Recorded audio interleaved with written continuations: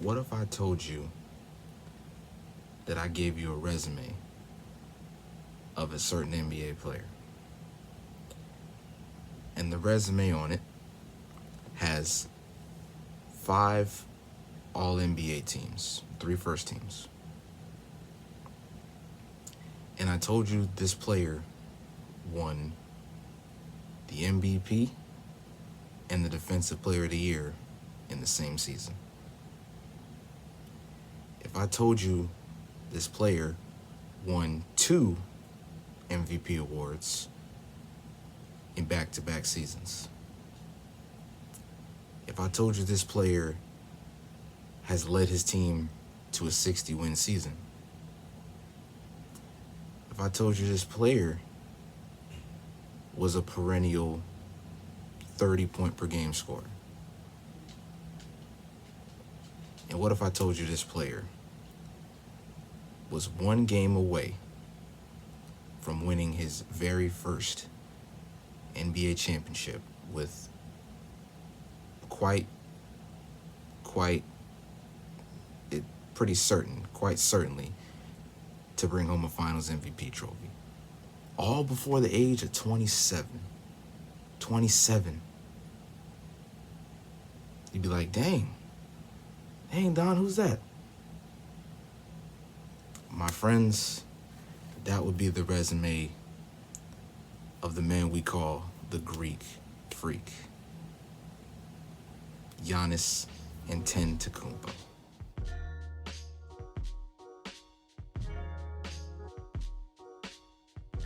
What's good, YouTube? It's your boy, Playoff Don, and it's time to start respecting Giannis and recognizing him for what he is, and that's an all-time great.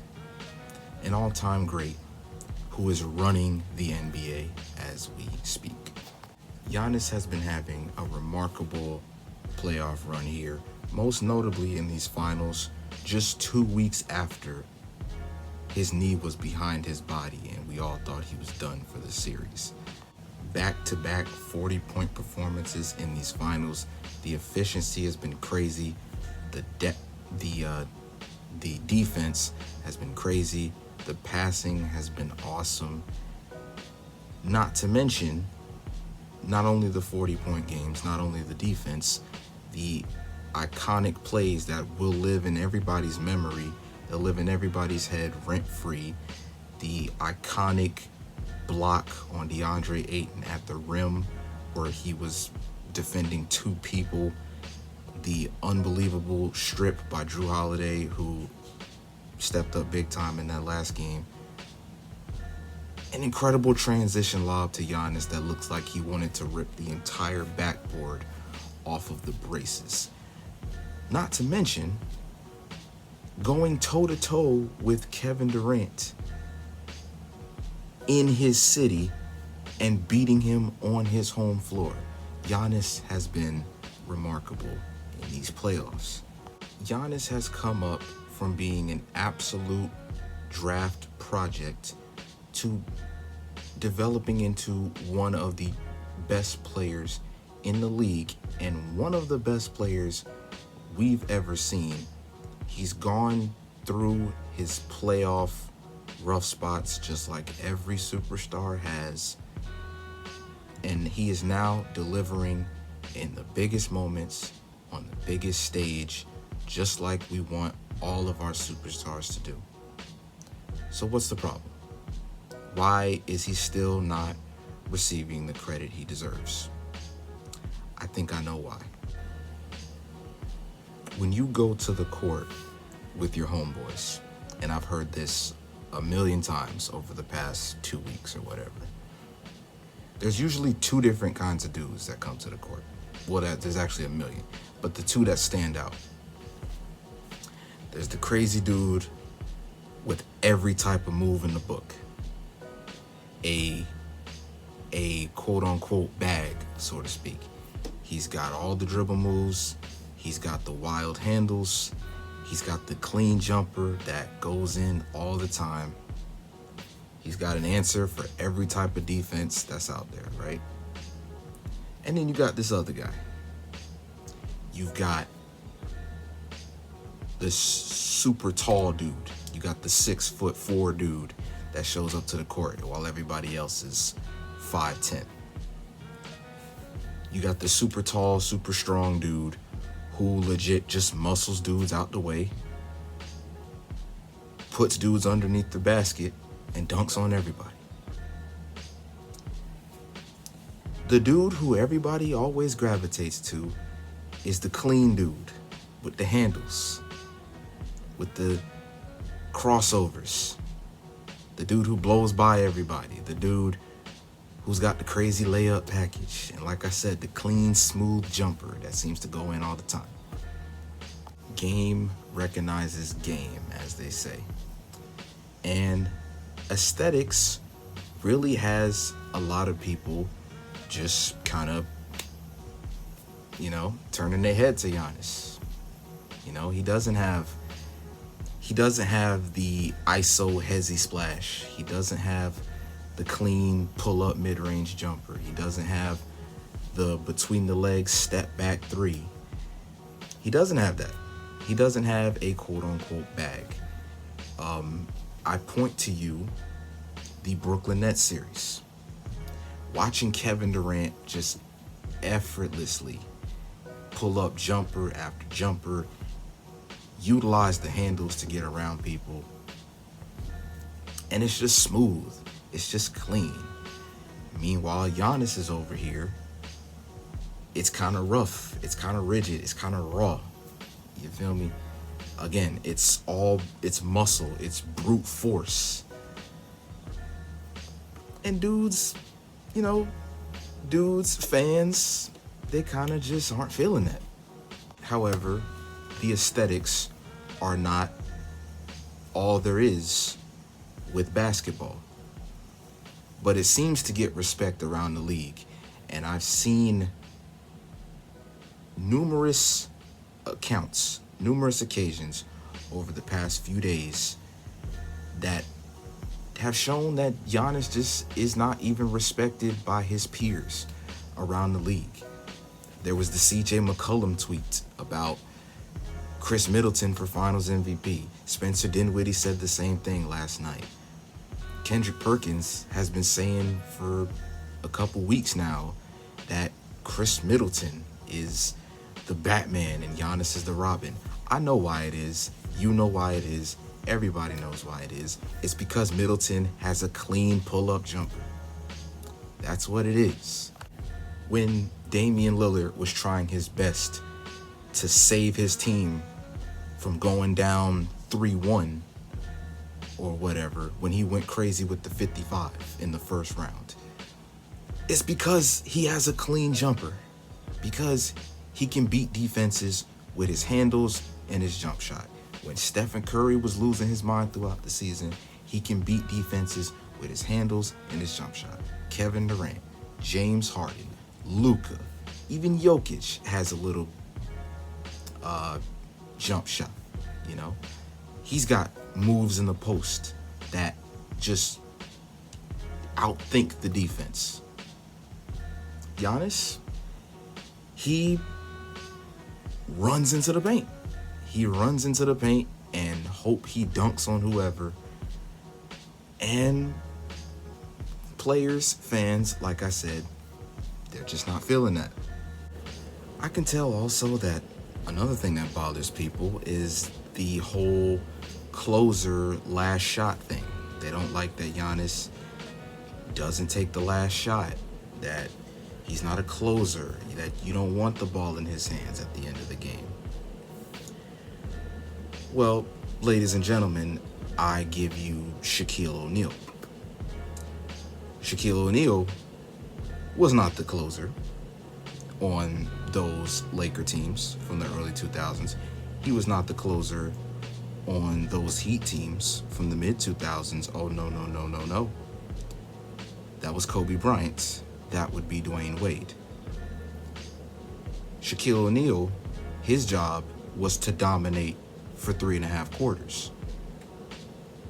And he did that. 30 points every game. Never shied away from the moment. Always 30 points. But his problem, very similarly to Giannis, his problem was the free throw shooting. He was not a shooter at the end of the game. I don't think you want a non-shooter closing games for you. So the same thing applies to Giannis and Chris Middleton. Giannis has everybody fooled because he is skilled. Ignore James Harden. He is a skilled player. And because he has handles and he can break down bigs and take them off the dribble and beat people to the basket, he can do that. Just because he has guard type abilities and wing type abilities does not mean that's the player he is. He is a modified Shaquille O'Neal. You've heard everybody say this. I think we all would agree that Kobe Bryant was not the best player on those Laker teams from the early 2000s. No, that would be Shaq. Now, the Wade Shaq thing, that's a little bit more arguable because Wade was definitely better than Shaq. Shaq was older at the time, so. But look at the 01 Lakers. We all agree Shaq was the best player. Just like we all should agree that Giannis is Batman. Chris Middleton is not Batman. He is too inconsistent. Kendrick Perkins. But there's nothing wrong with not being the closer. We've seen Kyrie Irving take the last shot for LeBron James at the end of a Game 7. We know Kyrie wasn't the best player on those teams. I can remember Dwight Howard not being the closer on those Magic teams, even though he was clearly the guy. Because he couldn't shoot. He couldn't create from the perimeter like that. He couldn't shoot free throws. No, you don't want the ball in his hands at the end of the game. That doesn't mean he's not the best player. That doesn't mean he's not a leader. That doesn't mean he's not a number one. He just has a certain hold in his game, which I will agree Giannis has. But he's still a number one. There's no denying that. The free throws bother everybody. The lack of a jump shot bothers people. It's not that cool to people. But I say to you this. If it's productive, which you can't argue if it is or not, it certainly is. And if there's more W's than L's in the win-loss column,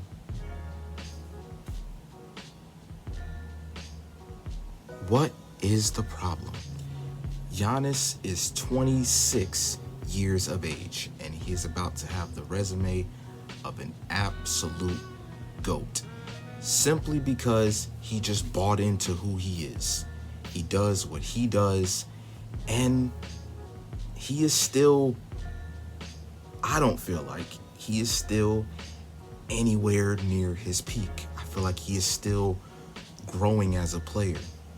He's developing a little bit of a turnaround jumper, a little bit of a mid-range shot. It's coming. You can see it. We all see it developing during these playoffs. This man is still developing. He is still progressing as a player right before our very eyes. And who knows, maybe in a few years, he could have a little turnaround midi in his bag. He's clearly showing it. So I beg of you, please, get that hate out of your heart for Giannis. It's not healthy. It's not going to help you go through life. Because Giannis ain't going nowhere. He's here to stay. Giannis is one win away from taking home the chip without a super team. I know we hate super teams. He's doing this without a super team.